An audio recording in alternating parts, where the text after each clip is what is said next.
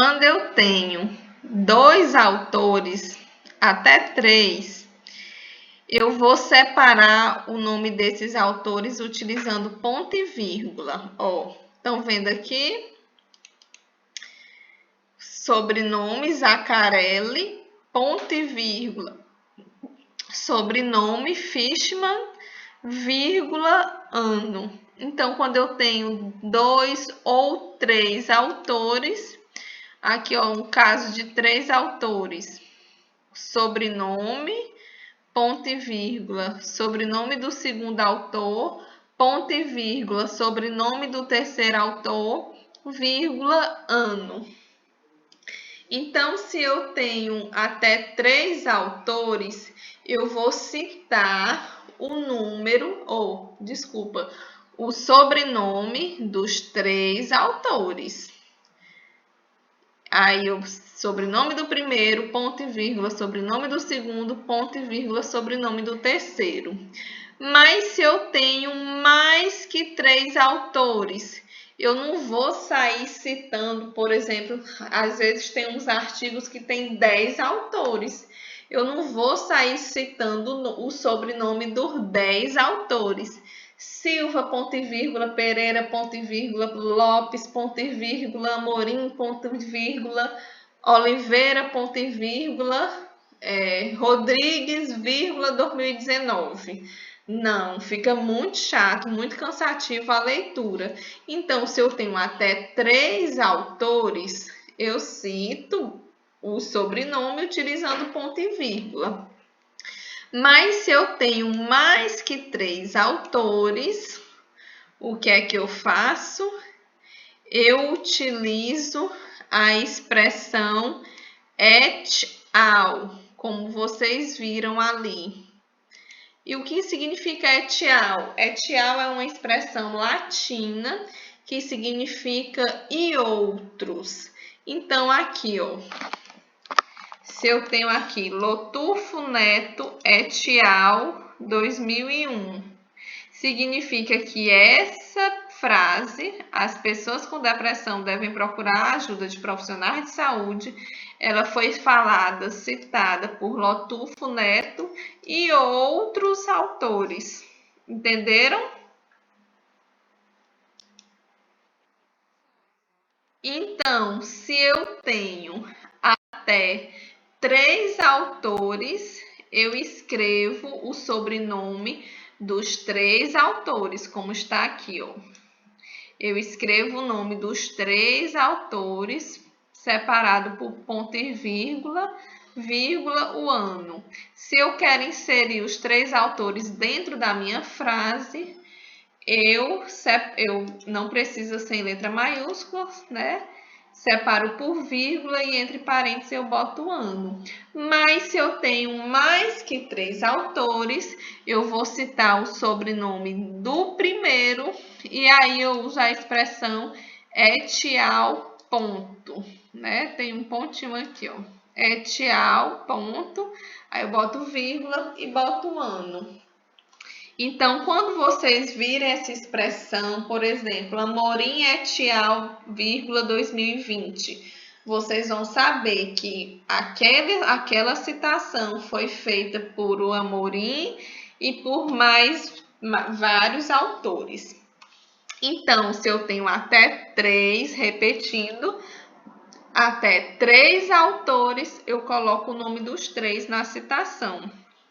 Se eu tiver mais que 3 autores, eu uso o et al. Entendido? E aí eu vou falar de uma diferençazinha que existe.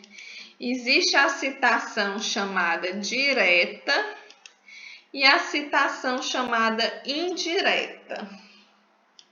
A citação direta nada mais é do que copiar e colar.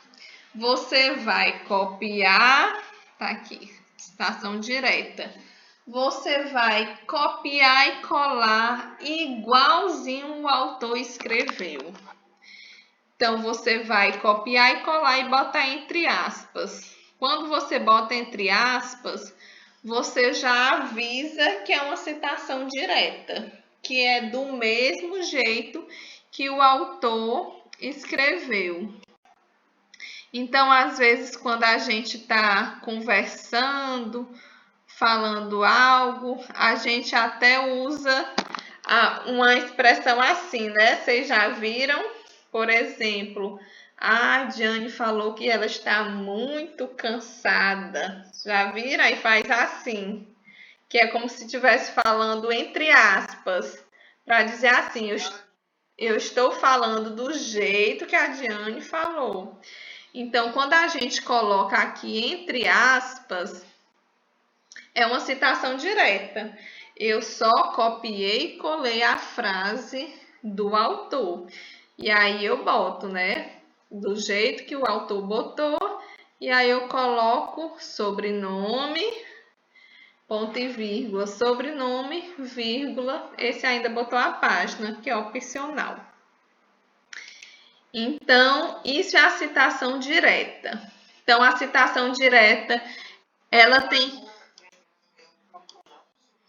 Oi?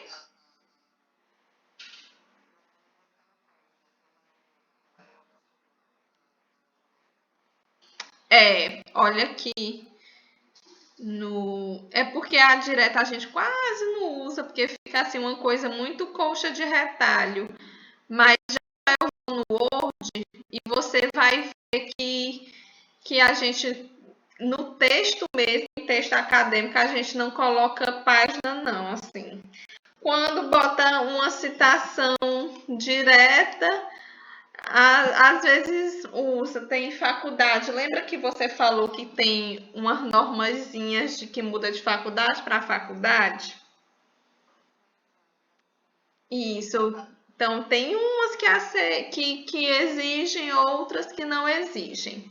Então, aqui no nosso exemplo, ó, esse exemplo é do manual da faculdade, da FAESP. Então, ó, ela botou aqui no exemplo. Então, provavelmente não. A faculdade exige. Então, como você falou, é para usar. O negócio é que a gente quase não usa citação direta. Por quê? Porque deixa o texto muito pobre. Você vai copiar e colar, fazer um trabalho só copiando e colando as frases do jeito que o autor escreveu. Então fica assim como se o aluno não tivesse tido nenhum trabalho de reelaborar a frase, de escrever a sua ideia. Então a gente quase não usa. Mas é importante utilizar, por exemplo, se tem uma frase que é muito conhecida, por exemplo, aquilo, penso, logo existo. Aí é uma citação direta, porque você não vai transformar essa frase. Essa frase já é super conhecida, entendeu? Às vezes também é um conceito muito complexo, e aí você acha necessário colocar uma citação direta, então você coloca. E aí bota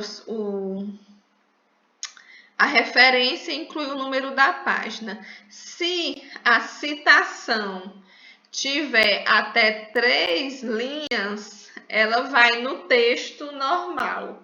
Mas se for uma citação maior, aqui ó, uma citação bem grande, com mais de 3 linhas, a gente faz como se fosse na folha de rosto, recua um pouquinho e escreve numa letra menor, tamanho 10, ok? Então, quando que eu vou recuar a citação direta e colocar num tamanho menor, uma letra menor, quando essa citação ela for maior que 3 linhas. Porque para não ficar um parágrafo enorme com aspas, lá, você até se perde, começou a aspa, você não sabe nem mais onde é que vai a aspa. Então é melhor recuar e colocar referência. Então, citação direta, ó, que o Vitor atentou bem, a faculdade ela pede o número da página também. Citação direta. Resumindo a citação direta, só para fixar, Na citação direta, você vai transcrever exatamente do jeito que está no texto. Então, você vai copiar do jeitinho que o autor escreveu. E para deixar claro que é uma citação direta, você vai utilizar aspas, porque você vai dizer que está falando do jeito que o autor falou. Então, eu uso aspas e depois eu boto a citação, incluindo inclusive o número da página. Se for uma citação com mais de 3 linhas, eu recuo. Aí eu não preciso de aspas, porque já vai estar recuado e numa letrinha menor. Então a pessoa já vai saber que é uma citação direta, né? Porque vai estar recuado e numa letrinha menor, com o número da página também. Isso é citação direta. E agora uma citação indireta. O que é a citação indireta? É muito mais utilizada no texto científico, no texto acadêmico. É a transcrição não literal das palavras do autor. Ou seja, você vai ler o trabalho, você vai ler o artigo, você vai ler o livro e você vai escrever com as suas palavras. Por exemplo, você leu que a vida é para ser... Não, a vida é bela. Aí você não vai escrever a vida, entre parênteses ou entre aspas, a vida é bela. Você vai escrever do jeito que você entendeu, né? Segundo fulano de tal, a vida é muito bonita para ser vivida. Um exemplo. Isso, então, é uma citação indireta. Você vai ler e vai escrever conforme a ideia do autor, mas com as suas palavras. Por isso a importância da gente treinar o resumo. Lembra que eu falei do resumo da primeira aula, que vocês fizeram um trabalho de resumo, lembra? Por quê? Porque é importante vocês terem essa noção de saber resumir as ideias, porque vocês vão precisar dessas ideias para escrever o texto de vocês, para escrever as citações. Então, a citação indireta, percebam que ela não precisa de página e nem de aspas, entendeu? E por isso que ela é muito mais utilizada, que ela deixa o texto muito mais fluido. Eu